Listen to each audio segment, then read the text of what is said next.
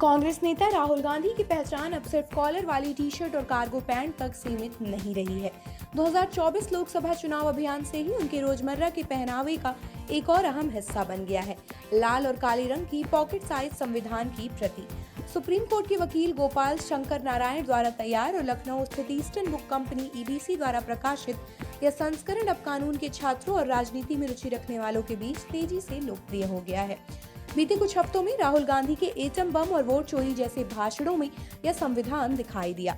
बिहार में भी जहां कांग्रेस और राजद मिलकर जेडीयू भाजपा गठबंधन के खिलाफ विधानसभा चुनाव को संविधान बचाने की लड़ाई बता रहे हैं, वही किताब उनके हाथ में नजर आई।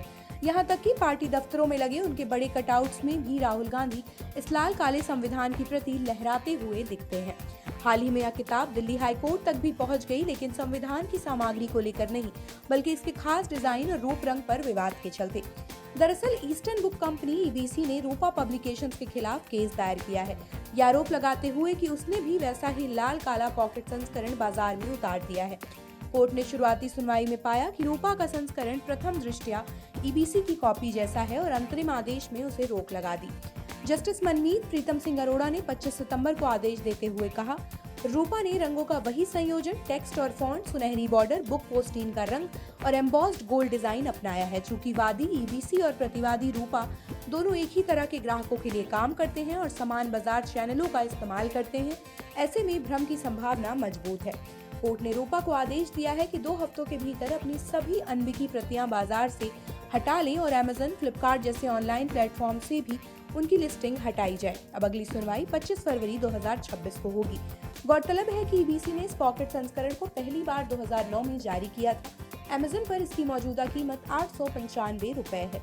जब राहुल गांधी से पहले पूछा गया कि वे इसे हर जगह क्यों लेकर चलते हैं, तो उनका जवाब था, संविधान के बारे में जनता को बहुत कम जानकारी है, इसे जनता के हाथों में देना जरूरी था क्योंकि यह उन्हीं का है। इसलिए मैंने एक ऐसा संस्करण चुना जो कॉम्पैक्ट हो, आसान हो और जिसमें व्याख्या भी हो। पिछले हफ्ते बिहार में जब राहुल गांधी ने अत्यंत पिछड़ा वर्ग को संविधान के तहत और अधिकार देने का वादा किया, उस समय भी उनके हाथ में यही ईबीसी का संस्करण था। ईबीसी का कहना है कि पिछले साल इस किताब की लगभग 15,000 प्रतियां बिकी थी। इस साल का डेटा अभी सामने नहीं आया है। ईबीसी के निदेशक सुमेत मलिक ने पहले बताया था कि यह अब कोई अमूर्त चीज नहीं रही। हमारी कोशिश है कि दिलचस्पी सिर्फ वकीलों और जजों तक ही सीमित न रहे, बल्कि आम जनता भी इसे अपनाए। किताब की मांग इतनी बढ़ गई है कि हमें बार बार नए प्रिंट रन कराने पड़े। आप देख रहे हैं सौगंध टीवी, सौगंध वतन की।